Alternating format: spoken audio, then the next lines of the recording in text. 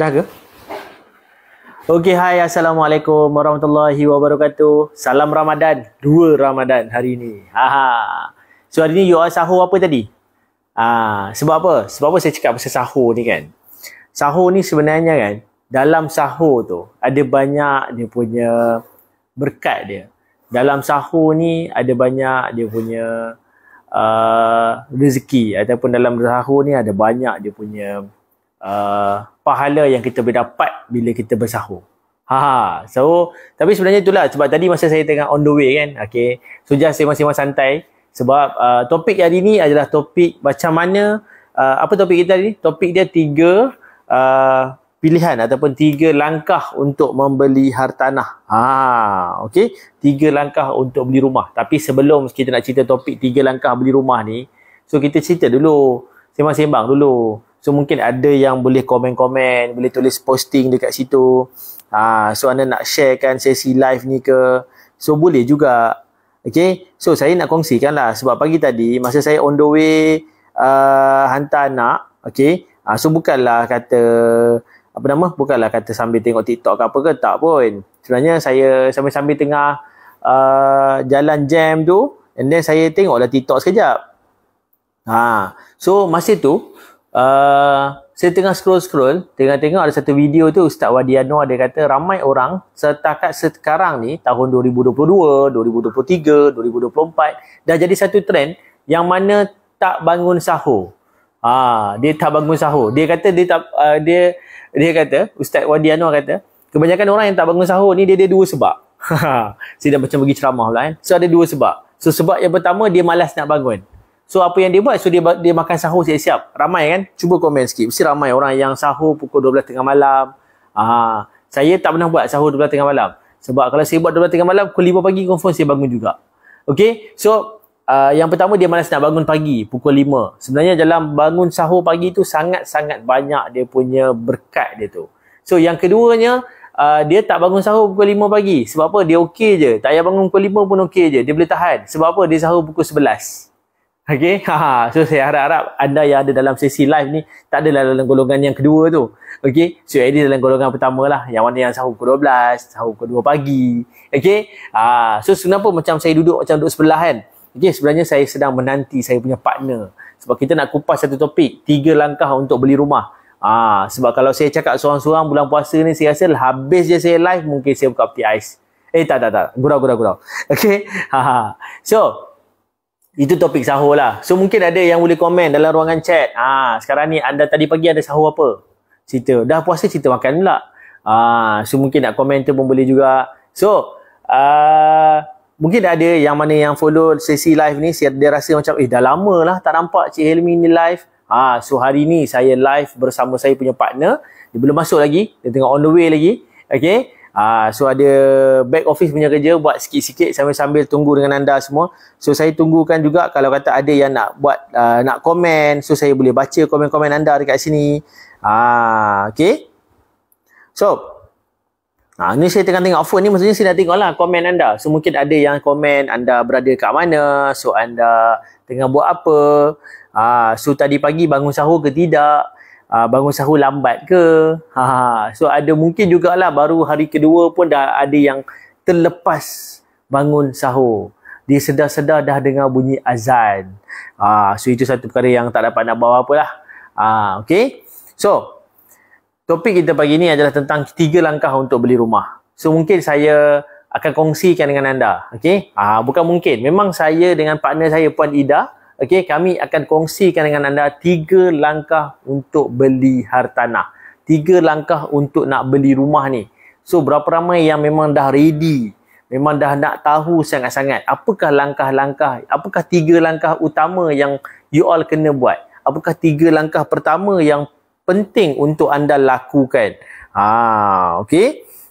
Wow, sekarang ni live dekat dalam Facebook pun ada macam-macam sebab live dekat Facebook sekarang ni saya dah lama sangat tak live kat Facebook. So saya baru tahu sebenarnya live kat Facebook sekarang dah tak boleh buat landscape. Dia kena buat portrait sama macam TikTok.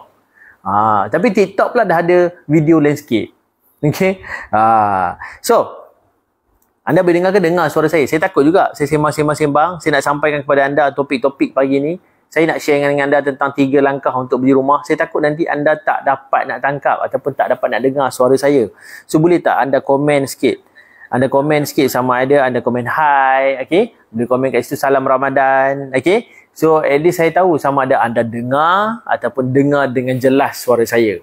So itu yang penting tu. Sebab apa? Ada orang yang mana saya perasan ada orang yang mana dia banyak tengok live dekat TikTok, banyak tengok live dekat Facebook, tapi kebanyakannya dekat TikTok lah. So dekat TikTok ni banyak live-live yang tentang menjual. Tapi hari ni kita live dekat Facebook, kita nak berkongsi dengan anda bagaimana untuk lebih mudah untuk anda bersedia, untuk anda be ready, be prepared, get ready untuk nak beli rumah. Mungkin you all cakap, sekarang ni bulan puasa, sekarang ni baru je lepas anak masuk sekolah, daftar anak, and then sekarang bulan puasa pula, and then lagi beberapa hari je dah nak raya. So tak tahu berapa ramai yang betul-betul ready untuk menghadapi semua cabaran dan dugaan ni.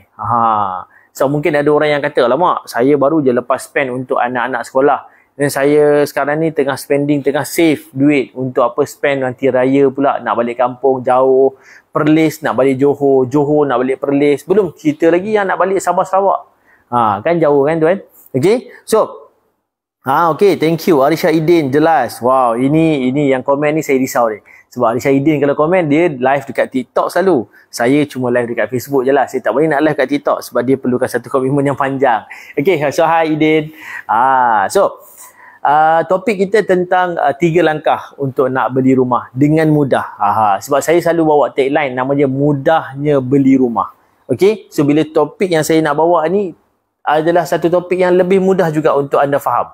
Okay, so sementara kita tunggu Puan Ida untuk join sekali, so saya bawa anda satu point penting. Point pertama sekali bila kita nak beli rumah, sebelumlah kita masuk topik tu, topik 3 langkah tu, sebelum langkah pertama, benda yang utama sekali you all kena buat adalah anda kena ada keinginan, anda kena ada impian, anda kena ada niat nak beli rumah. Sebab kalau semua benda tu anda tak buat, impian tak ada, niat tak ada, keinginan pun tak ada nak beli rumah, anda rasa macam okey-okey je dengan kehidupan sekarang, tak payahlah nak beli rumah susah-susah, nak keluar modal dan sebagainya. Okay, so hi, thank you Aziz, komen jelas kat situ. Okay, so kalau niat tak ada, keinginan tak ada, impian pun tak ada, so how you nak memiliki hartanah? Even you nak beli rumah pertama sekalipun, you kena ada impian yang jelas. How kita nak cakap pasal impian yang jelas ni tuan-tuan? Okay, so impian yang jelas ni yang saya boleh sampaikan kepada anda, anda jelas dengan apa yang anda nak beli.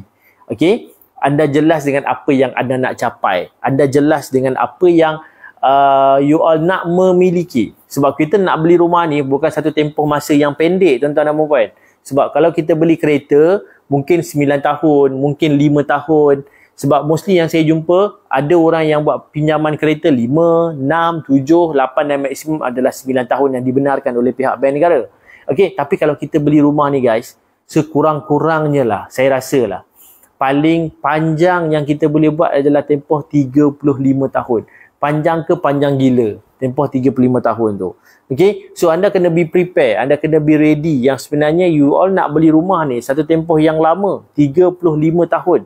Tempoh tu sangat-sangat panjang. So kalau anda tak ada impian, anda tak bermimpi kan jenis rumah yang macam mana you all nak beli, so how?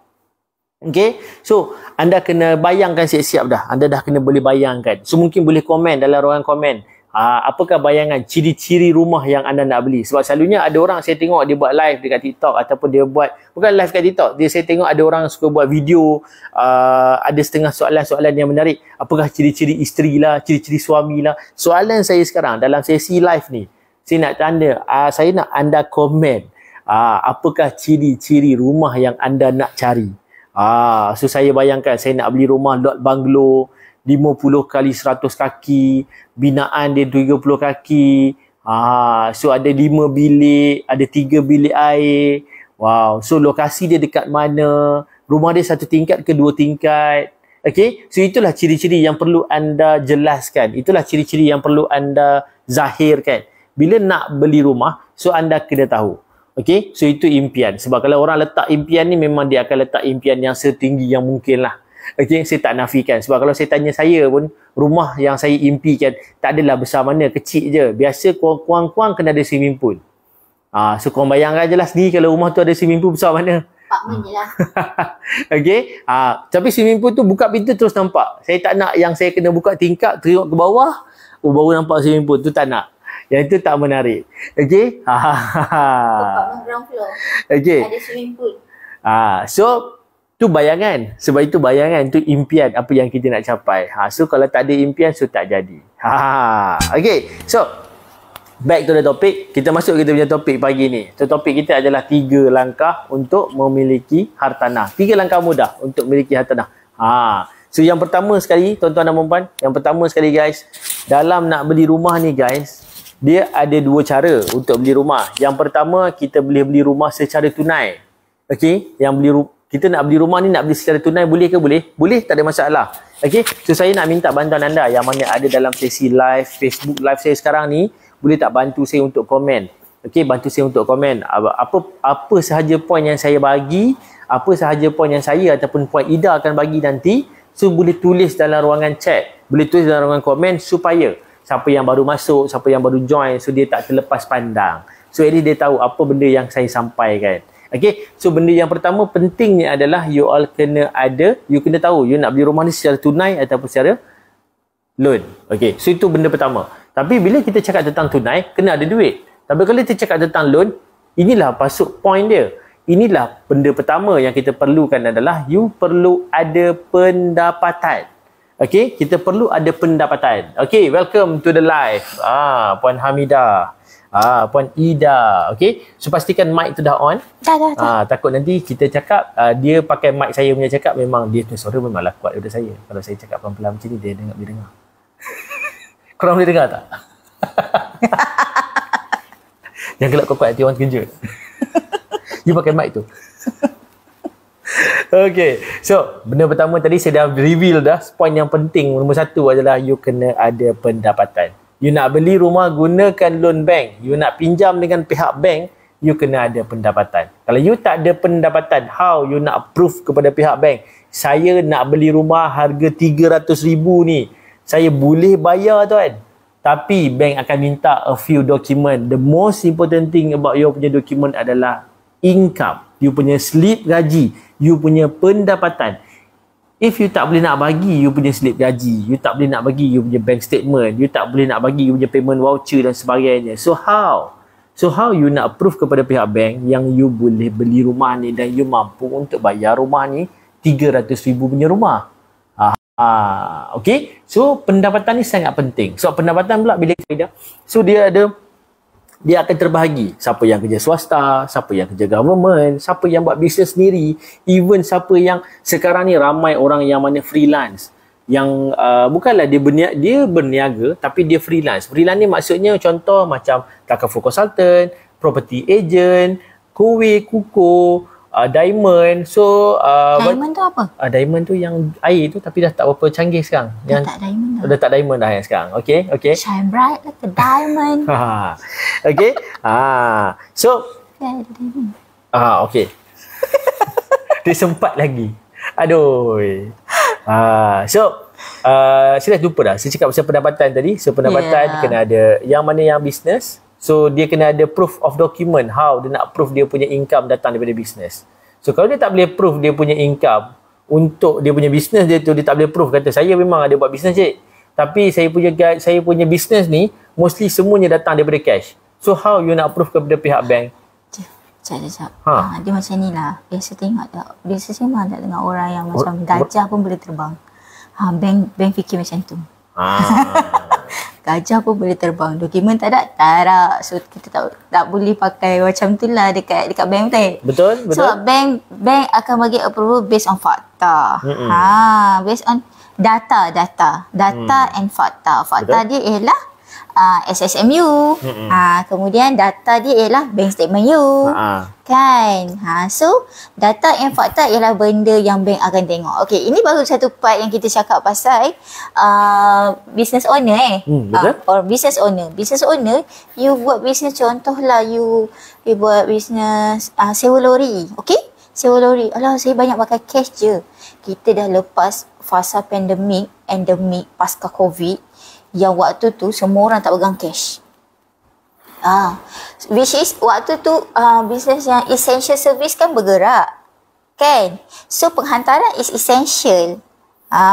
So mestilah you ada current account ataupun paling busuk-busuk lah saving account. Betul tak? Betul. So kalau kata customer you tu sebenarnya you dah hantar barang rumah orang pindah, contohlah barang office daripada Negeri Sembilan ke Perak, kan? Kebanyakan orang dia mestinya tak adanya cash, duit dalam account. Dan you mesti nak secure sales you melalui deposit. So kalau kata deposit tu you ambil cash lah, kan? Maybe barang you dah sampai dah, barang customer you dah sampai dah dekat Perak ni, customer belum sampai, you boleh drop the barang dan you mesti nak make sure customer tu still bayar duit dekat you. So, apa payment method yang you akan prefer? Is it you akan tunggu dekat Perak, customer masih di mana? Negeri Sembilan tadi? Di Negeri Sembilan, tunggu sampai esok ataupun lusa? Mestilah you dah siap kerja, you nak duit you balik kan, duit kepada job you kan. So you akan tunggu cash ataupun you akan prefer online transfer. So sekarang ni banyak method, banyak orang pakai online transfer, and then banyak orang pakai QR code ataupun QR Pay. Mostly sekarang ni kalau saya pergi kedai, saya nak beli barang, atau bukan beli barang lah, kedai makan lah senang, sebab kita banyak pergi kedai makan sebenarnya. Even sekarang ni saya rasa kalau kita pergi dekat Bazar Ramadan, okay? So sekarang ni tengah fenomena Bazar Ramadan. Saya tak tahu lah berapa banyak Bazar Ramadan korang nak pergi, aku tak tahu. Nanti korang boleh komen juga. Okay, so beli cadang-cadang kan. So mostly saya tengok lah, semalam saya pergi, semalam kan kita first time puasa. So semalam juga kita dah Ramadan. Pergi first day puasa. So semalam juga first day lah Bazar Ramadan. Dan saya rasa terkejut tengok Bazar Ramadan semalam, sebab daripada semua kemah yang ada, saya boleh kata 95% dah ada orang berniaga. Selalunya kan, Bazar Ramadan ni, kalau hari pertama puasa, hari kedua, hari ketiga, orang tak ramai lagi berniaga. Diorang ni kalau kira-kira orang yang berniaga kat Bazar Ramadan ni, saya rasa mungkin dalam 25 hari, 22 hari macam tu. Tapi semalam dah hampir penuh tempat yang kita orang pergilah.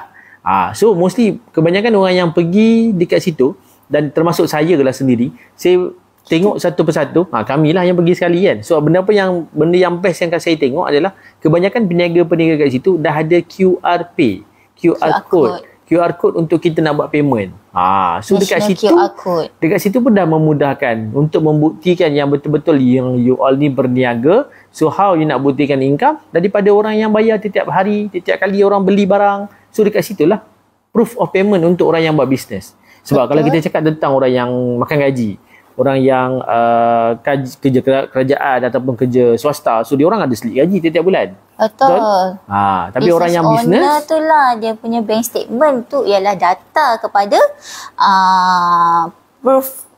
proof yang dia boleh bayar monthly installment rumah. Okay?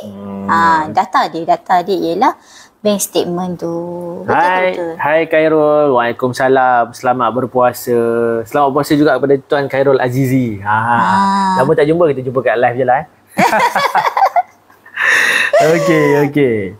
So, back to the topic. So, pendapatan. So, kalau orang yang ada selit gaji, orang yang kerja makan gaji, orang yang tak ada, orang yang bisnes tadi, kita galakkan dia orang untuk ada proof of income just as macam saving account ataupun current account, sebab dia buat bisnes. Tapi orang yang freelance, macam tadi saya cakap, macam takaful consultant, property agent, unit trust consultant, orang yang tu yang jual benda-benda macam penapis air dan sebagainya tu. So how? Kodi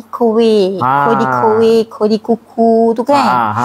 Diorang kan freelance juga sebenarnya. Diorang bekerja based on target jugalah, satu hari kena datang servis mesin water filter, penapis air kan. Penapis air dengan water air purifier kan. Diorang ada target yang which is diorang tu commission earner sebenarnya. Diorang tak ada gaji basic pun. So diorang tu adalah kategori freelance. Okay, kategori freelance ni banyak. Kadang-kadang kita jumpa freelance yang macam mana, yang dia jadi apa juru ko? Bukan? Juru jual? Bukan. Ada juru apa? Yang bola sepak tu juri. Yang kan juru latih. Jauh no. Juri bola sepak. Satu tournament tu, satu game tu dia jadi juri yang di-invite. So dia adalah freelance. So freelance macam ni pun dia ni actually kita boleh kata dia bukan freelance sangat kot. Kita boleh kategorikan dia kepada business owner, betul tak? Sebab dia dapat payment one off untuk each game yang dia kena jadi juri, betul? Hai Cik Ismail yang kacak. Cik Ismail mesti tengah gelak depan handphone kan. Tapi saya sarankan semat lah Cik Ismail hari ni. Saya sarankan jangan gelak kuat-kuat sebab pagi-pagi lagi. Tiba-tiba. Tapi saya tak lupa lagi saya punya reels yang baru ni. Okey. Tahniah juga kat Cik Ismail. Cik Ismail lah champion untuk Maxson. Kita sama-sama champion tau. Sama-sama Kedah sampai apa? Sampai mana? Kedah sampai jadi lah. Kan? Okay. So, yang mana yang freelance tadi tu macam juri, bukan jurulatih, juri. Juri bola sepak. I think that jurulatih itu dia tu freelance tu makan gaji lah. Dia makan gaji tapi dia by contract. Sebab dia jurulatih sama dengan macam pemain bola sepak, which is dia ada contract. Kalau jurulatih tu dia kena apply dulu masa dia ada contract lah. Tak ada contract janganlah kata-kata nak beli rumah waktu tu. Ini tips. Okay. Kan? So macam bila ada 4 jenis lah. 4 jenis peminjam loan bank. Yang 4 bidang. 4 bidang pekerjaan, 4 sektor pekerjaan yang diambil kira oleh bank untuk apply loan perumahan. So biasanya orang yang kali pertama nak beli rumah kan, biasanya dia tak tahu macam mana dia ni boleh ke tak beli rumah. Saya biasa juga jumpa orang yang dia buat bisnes dah lebih 15 tahun tapi belum pernah beli rumah kali pertama. Wow, rugi je. Bayangkan kata alah tak apa, rumah saya sewa murah je. Memang mula-mula dia sewa 200, kemudian dia perlu keluar daripada rumah tu, dia cari rumah lain pula 350 pula yang dia dapat rumah sewa. Kemudian dia perlu keluar pula daripada rumah tu sebab owner minta balik rumah tu. Tukar kepada rumah 550. Kan? Suddenly bila dia kata, saya nak kena pindah rumah lagi ni, owner nak jual. Tapi kondisi rumah saya ni dah teruk, dah rosak. So saya nak beli rumah baru. Tapi on that time, tak tahulah dia macam ready ke tak ready ke untuk beli rumah. Suddenly bila dia nak beli rumah waktu tu, rumah sewa dia yang 550 tu, yelah dia sewakan dulu dah 10 tahun kan. Kan? Sekarang rumah yang 550 tu value dia dah berapa? Dah 240,000. So sebulan 1,200. Nak tak nak dia terpaksa terimalah current market value, current property price dekat kawasan yang dia duduk waktu tu dah menginjak kepada 240,000. Sebenarnya kan macam tadi yang Faidah cakap tu, maksudnya sekarang ni dia berpindah daripada rumah pertama pergi rumah kedua, rumah kedua pergi rumah ketiga. Betul? So akhirnya masa asalnya dia sewa rumah mungkin dalam 300. Lepas tu naik jadi 400. And then sampailah satu level dia punya sewa rumah saja pun dah sampai dekat RM600 sebulan. Dan on that time dia baru rasa macam tergerak hati nak beli rumah. So bila nak tergerak hati nak beli rumah dan dia nak beli rumah tu dengan keadaan rumah yang agak uzur sebab rumah pun dah mostly dah lebih daripada 10-15 tahun macam tu. Yalah sebab dapat rumah sewa yang murah kan. So bila nak beli rumah tersebut, so dah jadi monthly installment rumah tu pun dah jadi tinggi. Because bila dia beli rumah, dengan yang dia duduk sekarang tu, rumah sewa dia tu, so rumah pun dah lama, dah 10 tahun, 15 tahun macam tu. So rumah tu pun nilai dia dah hampir 250,000. So yang mana dia boleh dapat rumah baru juga dengan nilai yang sama. Dengan monthly installment yang sama tapi rumah yang baru compare tu rumah yang dia duduk sekarang. Betul? Betul. So rumah baru waktu tu, rumah baru naik memanglah harga 240,000 tapi rumah second hand yang dia duduk tu nilai tu pun dah meningkat kepada 240,000. So dia kena fikir-fikirlah mana rumah yang dia rasa macam dia nak. Sebab beza antara rumah second hand, kita panggil biasa bahasa perundian hartanah ialah subsale. Bahasa lokalnya, bahasa lokal bahasa pasar. Bahasa pasarnya pasar. orang panggil rumah second hand. Bahasa perundian hartanah ialah rumah subsale. Okay. And then bila rumah subsale dengan rumah baru ni, rumah direct to developer, ada perbezaan. Advantage dan disadvantage untuk dua-dua kategori hartanah ni memang ada. Betul tak? Betul, So betul. dia kena tengok balik financial dia. Okey. Sebab kalau rumah baru, apa kelemahan dia? Okey, kita cakap pasal kelemahan rumah baru dulu. Kelemahan rumah baru? Kelemahan rumah baru. Itu bukan topik yang lain hari punya? Alah, cakap je lah. Tak payahlah kita simpan lah. Ada yang nak tak kita share kelemahan beli rumah baru? Tapi sebenarnya ada kelemahan dan kelebihan rumah baru. Dan ada kelemahan dan kelebihan rumah subsale ataupun second hand. Okay.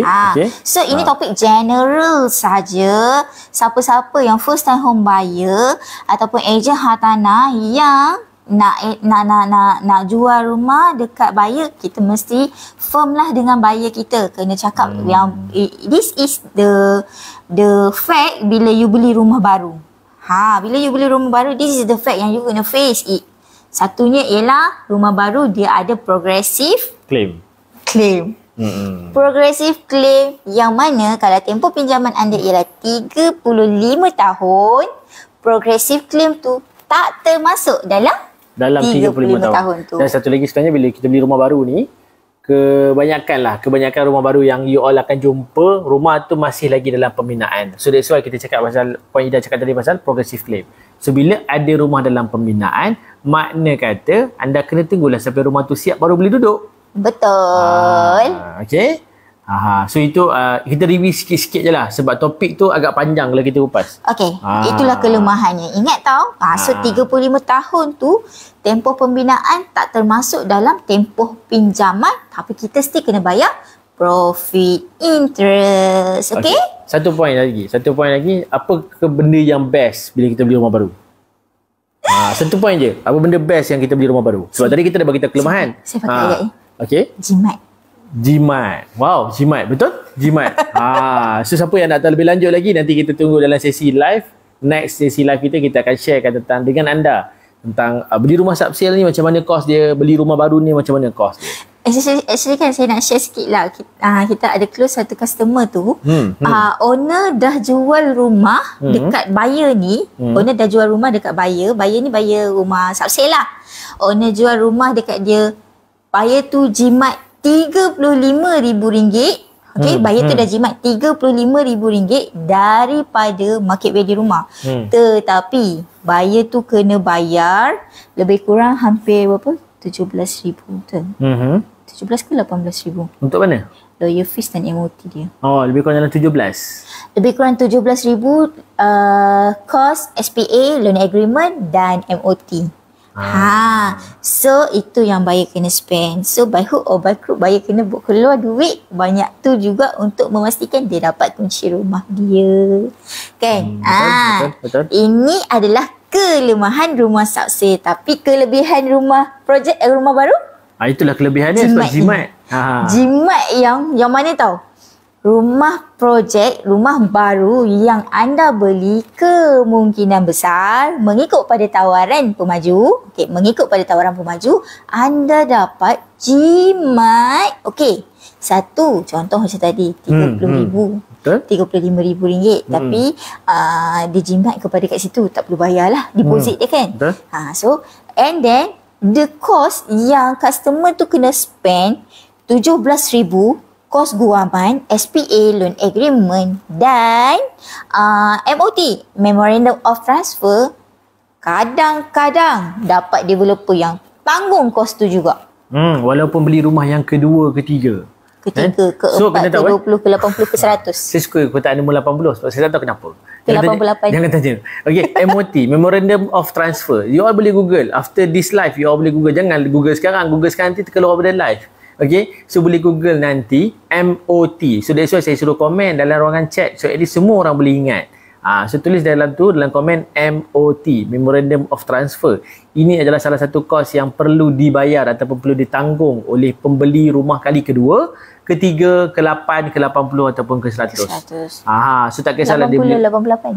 tak kisah. Okey. So dia beli rumah keberapa sekalipun, bukan rumah pertama, buat sementara waktu ni digazetkan MOT tu dan MOT confirm by hook or by crook you kena bayar bila you beli rumah subsale. Tapi bila you beli rumah baru direct to developer, rumah baru under construction kan, you dapat jimat yang tu. Jimat 17,000. Bayangkan, you tengok dekat account saving you, ada tak 17,000 sekarang? Kalau tak ada, sakit nak bayar. Sometimes, that's why lah rumah baru adalah rumah yang mempunyai permintaan yang tinggi. Okay, thank you Rizal, comment power. Thank you Zizo Marshall, terbaik sharing session. So boleh juga share-sharekan juga posting FB live kita ni. Sharekan juga dekat posting Facebook anda. Kita bagi untuk ejen-ejen Maxen yang padu, ejen-ejen hartanah untuk bagi komen, bagi share ataupun nak apa? Bagi link dia orang boleh, so nanti boleh. kita akan follow anda balik. So thank you Cik Ismail, komen member Dewa Transfer. Nizal kata pindah milik, betul, dalam bahasa Melayunya pindah milik lah kan. Okay, dalam bahasa Inggerisnya member Dewa Transfer. Tapi biasanya kenapa kita pakai MOT? Because dekat bank, dekat lawyer, so itu adalah perkataan-perkataan yang biasa dipakai, diguna betul. pakai. So kadang-kadang saya ada jumpa dengan buyer, saya jumpa dengan owner. So dia orang tanya saya, MOT tu apa? Saya cakap senang je, kita Google. Tapi biasanya dekat customer kita akan terangkan kepada bahasa Melayu dan terangkan kepada bahasa kampung bahasa pasar.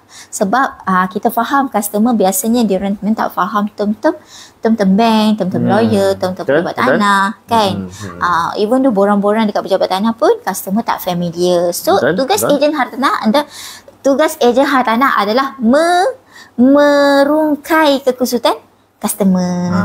Term-term tu je, term-term yang macam kita jarang-jarang dengar. Sama je kalau thank you Cik Ismail. Sama je macam kalau kita masuk hospital ataupun kita pergi klinik, kadang-kadang doktor guna perkataan-perkataan yang agak kita pun tak faham, dia je yang faham. Samalah macam dalam property, kita je yang faham, orang tak faham. Okay, so thank you Cik Ismail sebab komen, support team dan share. Okay, Cik Mutalib, Abdul Mutalib tag, ada soalan, beli cash atau loan mana yang okey? So sebelum kita nak masuk kepada poin yang kedua, dalam betapa mudahnya ataupun 3 langkah mudah untuk beli rumah. Poin yang pertama tadi kita dah rungkaikan tentang kena ada pendapatan. So tak kisahlah apa pun pekerjaan anda, kerja government, kerja kerajaan, bisnes sendiri, freelance, so anda perlu ada pendapatan untuk untuk buktikan kepada pihak bank anda nak buat pinjaman bank untuk dapatkan beli rumah. So soalan Mutalib ataupun soalan Abdul Mutalib, dia tanya kita, adakah beli cash ataupun loan mana yang okey? So jawapan mudah yang saya boleh bagi, beli cash ataupun loan yang mana okey, jawapan dia kena tanya poket sendiri. Betul. Okey, kalau nak tanya pasal beli cash dengan beli by loan. Okey, kadang-kadang kita tengok pada kategori umur orang yang beli. Betul. Sebab sometimes kalau kata golongan tu adalah orang yang baru nak pencen kan, baru pencen. So orang pencen selalunya umur berapa Encik? 50, 55, 60. Okey, kalau ikutkan pada mata bank, umur tu dia boleh buat loan berapa lama? Kalau okeylah, sebenarnya pinjaman pihak bank ni boleh bagi sampai umur 70. Okey, sampai umur 70. So, bila sampai umur 70, so kalau orang tu usia dia 50 tahun, nak apply financing sampai umur 70, means dia boleh apply lagi 20 tahun. Tapi di mata bank akan ada QRI, satu benda dalam risk mitigation punya tajuk. Dia akan QRI umur orang ni bekerja sampai umur 60. Lagi daripada 60 sampai umur 70, macam mana dia nak bayar? Sebab monthly installment dia akan jadi sangat-sangat tinggi. Sebab kalau beli rumah harga 300,000 pun bukanlah lagi 1,500. Dah jadi lebih dah, dekat 2,000 lebih untuk bayar bulan-bulan. So lagi 10 tahun ke belakang tu how dia nak bayar. So itu pun pihak bank akan tengok. So nak jawab soalan cash ke loan, sekiranya ikut pada umur, saya punya cadangan maybe kita boleh half cash half loan kalau umur 50-an lah. Tapi kalau umur dah 60, so memang nak tak nak dia kena beli cash lah. Sometimes kita jumpa juga golongan orang yang mampu beli cash, tapi because of dia kata ada peluang beli loan, buat apa aku nak beli cash, sebab duit dia habis terus pop jadi rumah. Mentor saya cakap OPM. Kenapa kita nak others people money? Kenapa kita nak guna duit kita sendiri walhal kita boleh guna orang lain punya duit? Betul. So kalau kita contohlah, saya bagi satu contoh. Katakanlah kita ada 200,000 cash. So memang kita ni boleh lagi bekerja, layak lagi bekerja, mampu lagi untuk bekerja 10-15 tahun lagi, 20 tahun lagi. So kita ada 200,000 cash. So how you fully utilize 200,000 tu? Maybe you boleh beli 5 buah rumah menggunakan 200,000 tadi. Okay? Ataupun you boleh beli satu je rumah dengan harga 200,000. Kita biasa juga tengok profil customer yang dia ada income 10,000 sebulan, which is dia boleh beli je sebiji rumah yang harga 850,000 tu. Betul. Tetapi apa yang dia buat? Dia beli 3 biji, 4 biji rumah yang kecil-kecil kan. Kecil-kecil kan. Semua dia buat OPM. Dah lah OPM, habis tu semua rumah dia sewakan. Lepas tu semuanya jadi ATM. Bijak tu bijak. Banyak betul M. Tadi OPM, lepas tu ATM. Kan? Sebab boleh. Okay. Okay. So sebenarnya kalau nak beli cash, kalau memang dia punya perancangan hidup dia lepas daripada dia beli rumah ni, dia memang akan duduk dekat rumah tu, dia tak ke mana-mana. Settle down lah. Dia dah settle down kat situ, and then dia pun dah tak bekerja. So it's good untuk dia nak beli cash. Betul. Sebab dia tak payah fikir bulan-bulan. Dia just bayar cukai pintu, cukai tanah, indah water, api air je. Dekat monthly installment dah tak fikir dah. Kena tengok pada kategori umur, kategori kewangan kan. Kalau kata kategori kewangan dia sangat tough, yang mana dia memang boleh sustain life dia without walaupun dia guna sebahagian daripada saving dia untuk beli rumah, go for it lah. Kan? Betul, tak ada hutang lagi bagus. Kita dapat hidup dengan tenang. Kan? Betul. Sebab api air walaupun tinggi, bila rumah teres satu tingkat apa ni sangat. Tapi api dengan air ni kita masih boleh kontrol. Kata kalau rumah dia ada aircon sekalipun, kalau dia rasa macam bil elektrik dah terlalu tinggi sangat, so dia sama ada dia cabut je aircon tu ataupun dia tak buka aircon je lah. Betul. So kalau dia rasa bil air banyak sangat, dikurangkan mandi. Kurangkan basuh baju. Kurangkan mandi. So tak banyak air pakai. Mandi sungai. Mandi sungai cepuh. Jimat Keledang sayung. Nak jimat air sangat, nak jimat elektrik, so boleh, tak ada masalah. So harap menjawab soalan Cik Mutalib. Okay? OPM jadi ATM. Betul. OPM jadi ATM. Nak pula kalau kita beli rumah yang contohlah kita memang perlunya hartanah yang jual rumah harga marhin. Sebab itulah kita jadi top agency kan. Kan betul tak Cik Ismail? Komen betul ke betul? Betul sangat. Betul. Kan? So bila rumah tu ialah sebulan installment dalam 1,000. Okay. Tapi orang sewa rumah kita bayar sebulan 800. Okay. Adakah rumah tu akan jadi ATM kita? Yes, ATM lah penyelamat. Talian hayat kita 800 kot. RM800 tak payah nak keluar daripada duit poket sendiri. Kita cuma keluarkan RM200 saja. Padahal rumah tu siapa punya nama? Saya punya nama. Tak. Kalau siapa yang beli rumah, siapa yang beli rumah je lah. The owner lah. Owner yang memiliki rumah tu kan. Okay. So gunakan kaedah OPM. Others people money. Others people money ni duit siapa? Duit bank lah. Kan? Ada people ni ada. Nak pula kalau kita orang ini memang otak pusing-pusing duit kan. Otak pusing-pusing duit. Pusing duit orang. Pusing duit orang. Duit sendiri dah tak terpusing kan. Okay, pusing duit orang. Contohlah, you boleh make sure daripada sebulan monthly installment tu 800 dah orang bayar. Betul. But you still keep 800 jadikan disiplin untuk park dekat contoh ASB. Dekat ASB. Or tabung haji. Betul. Kan 800 tu you jadikan disiplin diri sendiri untuk bayar dekat ASB. At least you dapat 5.5% setiap awal tahun. So betul. 800 Cik Helmi, kalau kita tak cukup device, kena buka kalkulator ke? Kena buka kalkulator. 800 kali 12 bulan. Cik Ismail, kira sekejap Cik Ismail. 800 kali 12. 800 kali 12. So 800 kali 12. So 9,600. Kali 5.5% dia bikin? 9,600 kali 5.5% lebih kurang 500. RM528. Setahun dapat 530 dekat. Itu setahun. Dia pula dia akan berganda kan, accumulate kan every year. Compound. Dia akan compound.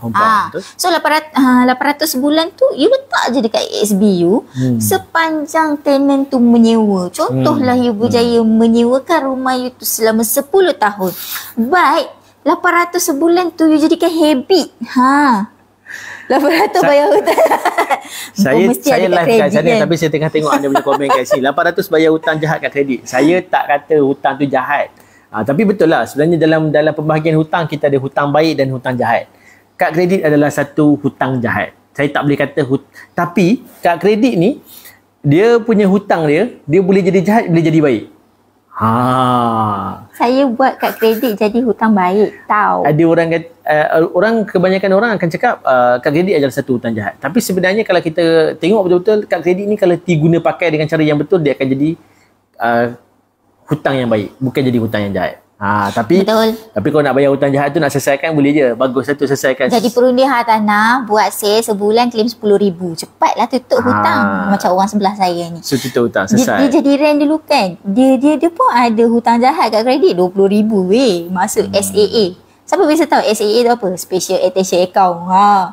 Alhamdulillah settle. Jadi perundi hartanah berjaya capai kebebasan kewangan ni. Kan Cik bersedih ke Cik bersenyum? Sedih. Dah bayar habis. Alhamdulillah kan.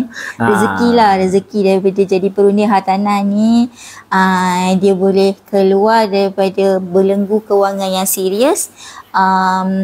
Settle hutang kat kredit limit 20,000 maksimum lah.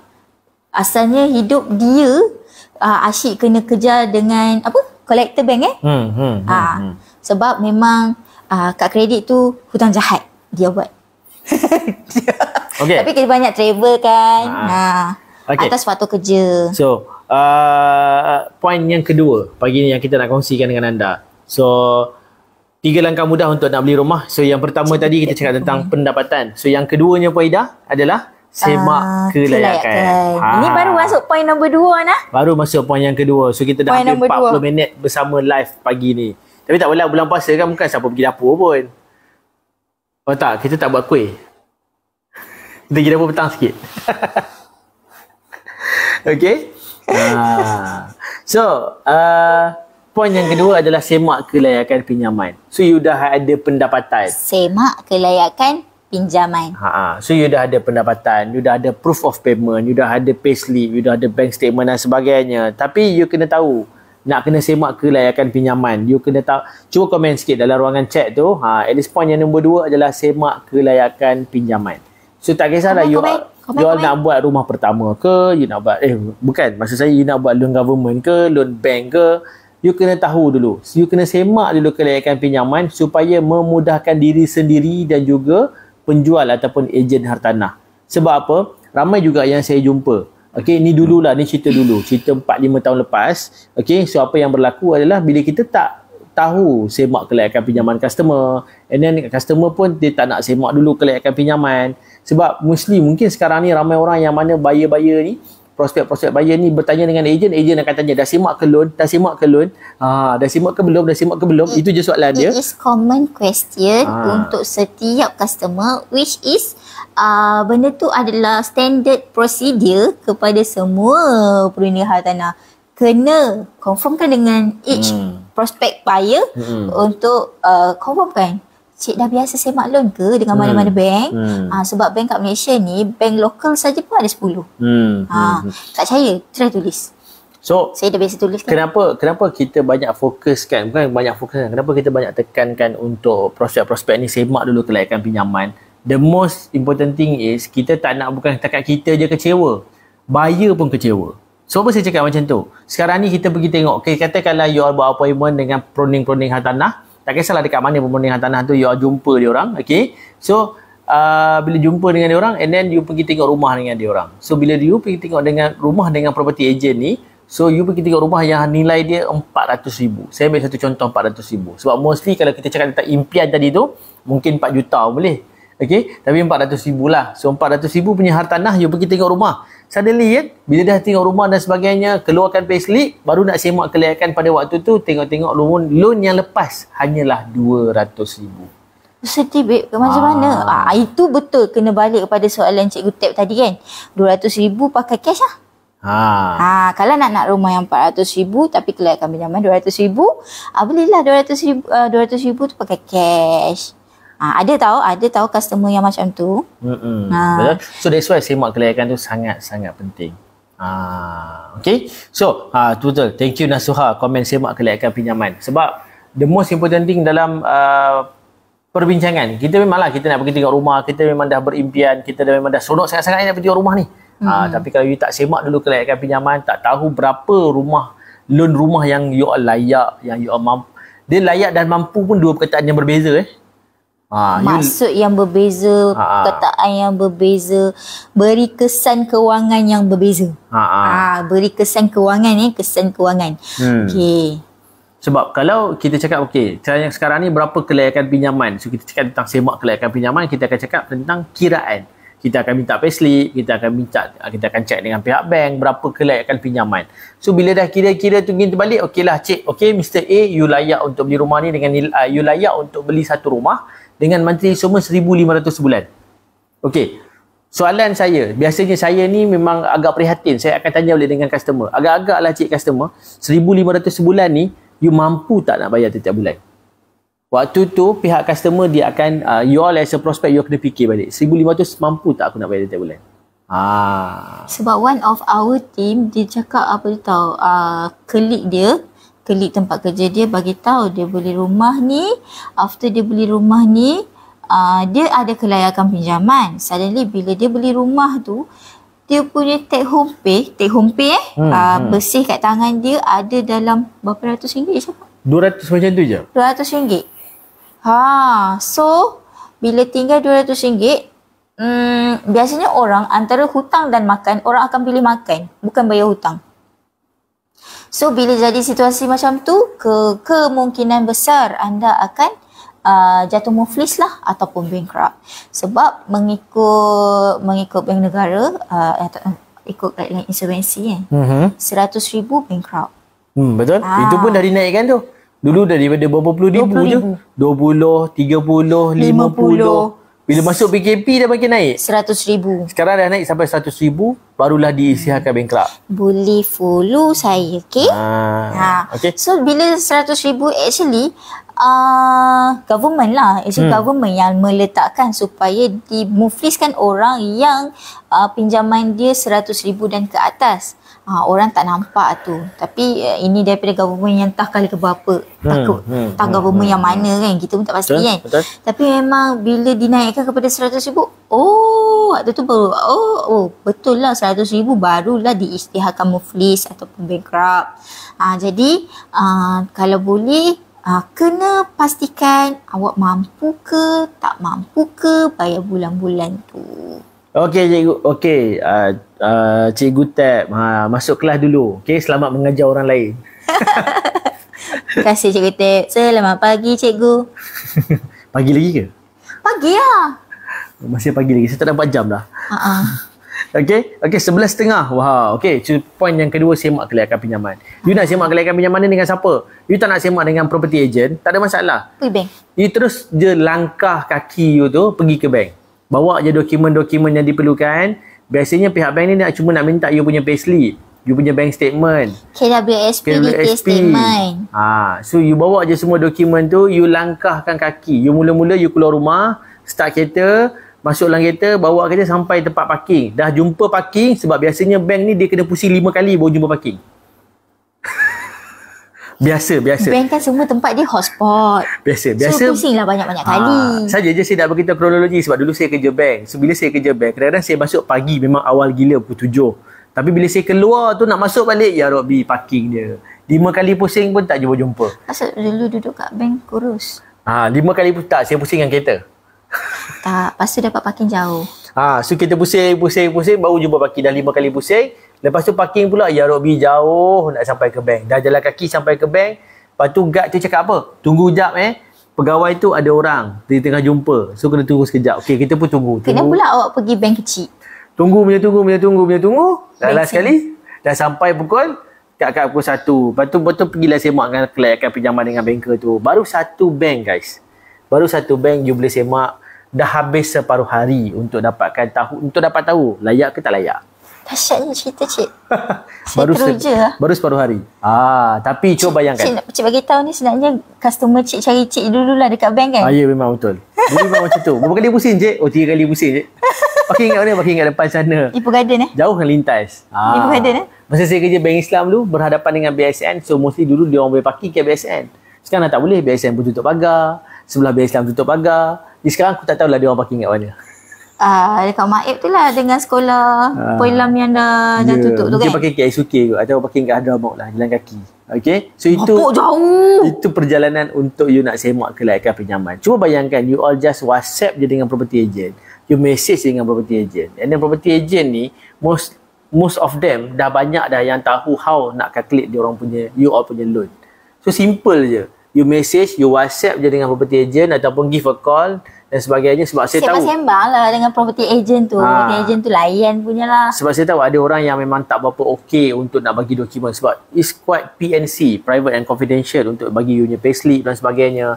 Tapi benda tu memudahkan you all. Daripada separuh hari tadi you bagi je dekat bank, you bagi je dekat personal property agent, so might be diorang ni dah boleh tolong semak untuk 3 ke 4 bank serentak.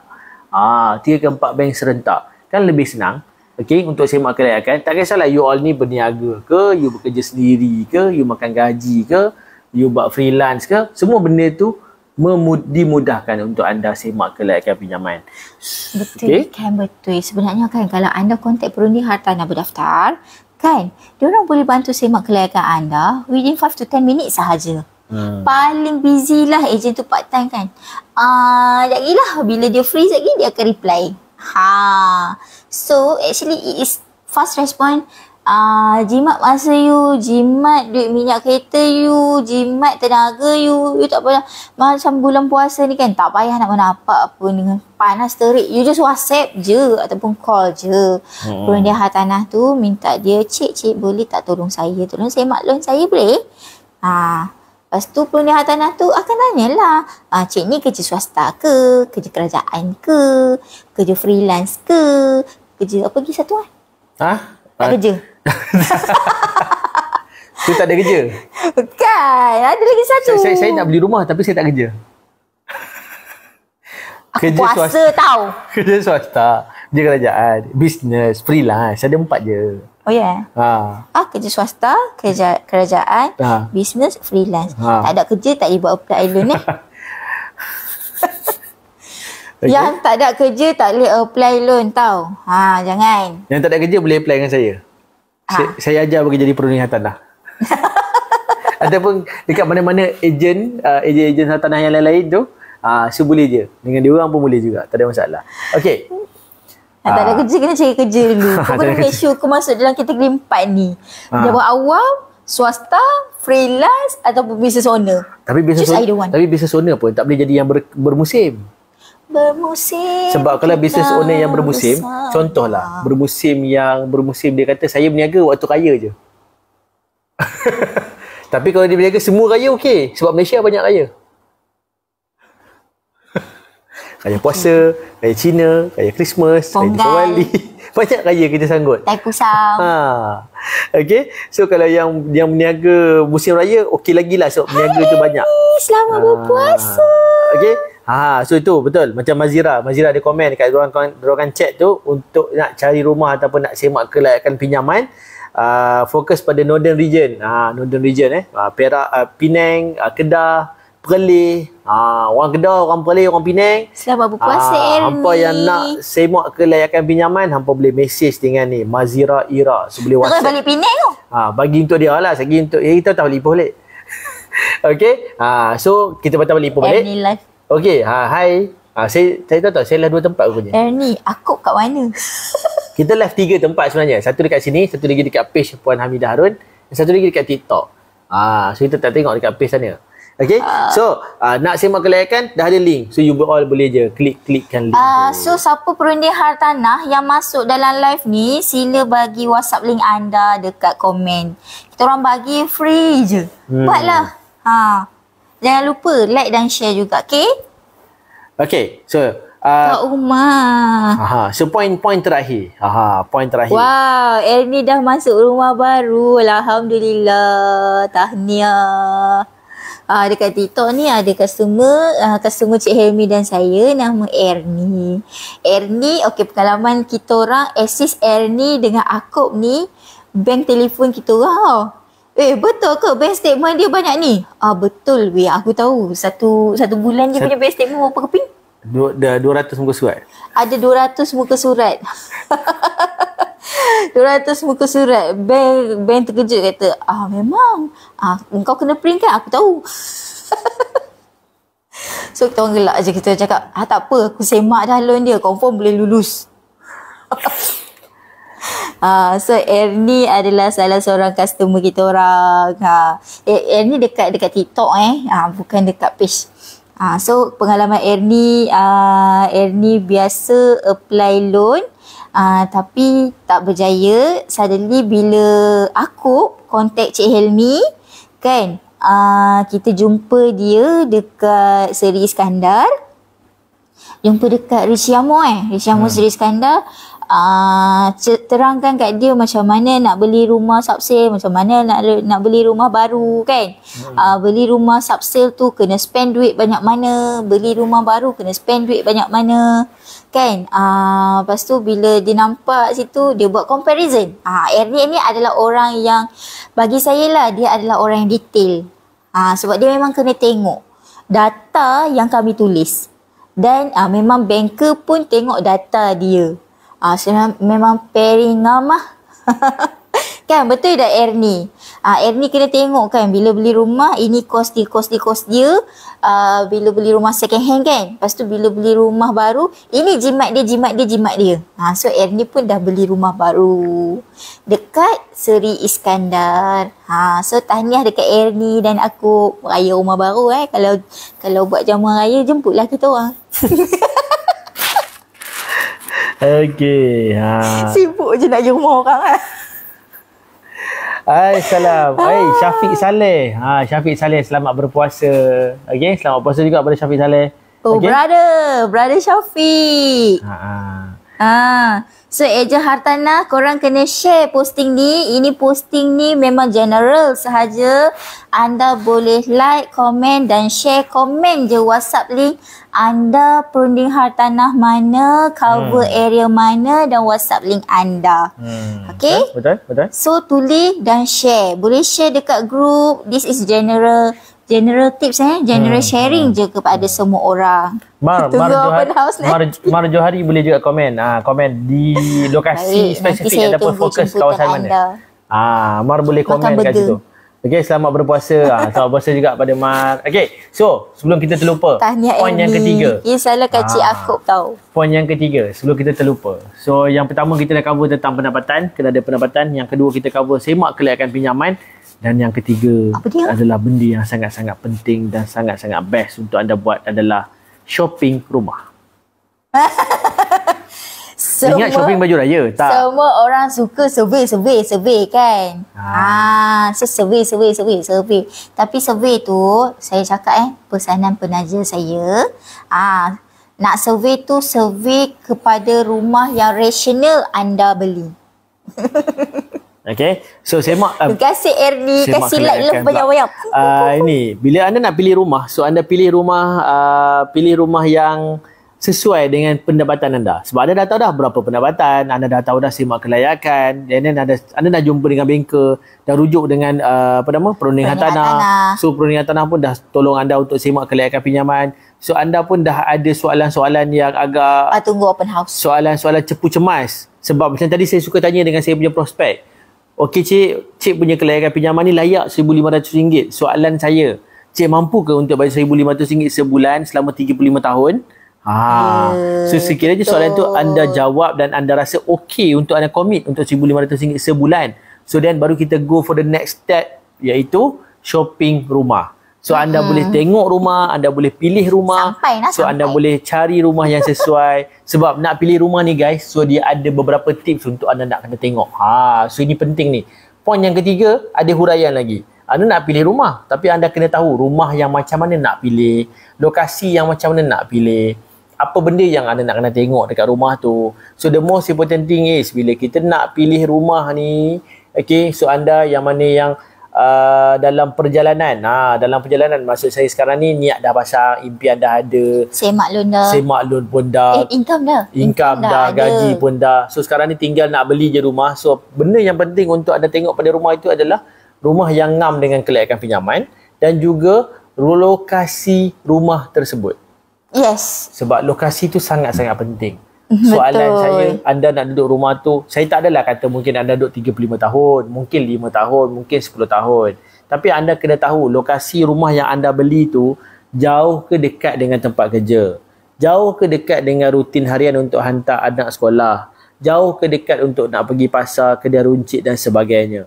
Sebab Betul. apa? 3 benda ni anda akan buat selama 8 hari seminggu. Silap, 7 hari seminggu. Okey, yang 8 hari seminggu tu saya kerja 8 hari seminggu. Okey. 7 hari seminggu you all akan buat. You akan pergi kerja, you akan pergi kedai runcit, you akan pergi hantar anak sekolah. Hantar anak sekolah saja pun 5 hari guys. You pergi kerja pun silap 6 hari. Kita nak minta kepada kawan-kawan yang baru masuk live ni, tolong share dekat grup-grup ataupun share, invite kawan-kawan perundi hartanah ataupun kawan-kawan yang belum membeli rumah. So kita bagi 3 langkah untuk beli rumah. Okay. Dan each perunding hartanah, selagi anda berdaftar dengan agensi, anda boleh beriklan dan boleh bubuh WhatsApp link anda dekat komen sesi live ni. Okay? Betul. So free service kita orang bagi sedekah lillahi ta'ala pada bulan puasa ni kan. Kalau dapat rezeki Alhamdulillah. Kita ada follower tak ramai sangat lah. Tak hot kan. Tak adalah ramai sangat. Biasa-biasa je. Tapi tak ada lawan Alif tu. Alif tu siapa? Entah. Dia tak ingat. Alif yang kontroversi tu kau. Alif kontroversi. Saya tak tahu dia punya follower berapa. Tak apa, Abah masih ada dengan kau. Okay. So nak pilih rumah. So benda yang paling penting sekali adalah lokasi. Yalah. Penting tadi saya mahu kelakkan. Dah tahu berapa harga rumah yang sesuai. Tapi lokasi tu sangat-sangat penting. Sebab Betul. 3 perkara yang anda akan buat setiap hari adalah, bukan setiap hari lah, tapi lebih daripada sekali yang you all akan buat adalah hantar anak sekolah, pergi kerja dan kedai runcit. Kedai runcit tu kalau you all pergi hari-hari dahsyat sangat. Mungkin kedai runcit tu kedai korang kot. Dia tokek kedai. Contoh macam ni. Dia tokek kedai, dia pergi kedai hari-hari lah. Sebab tu kedai dia. Okay. Tapi sekarang ni kalau kedai runcit tu you all tiba-tiba kicap habis, sup habis, rempah sup habis.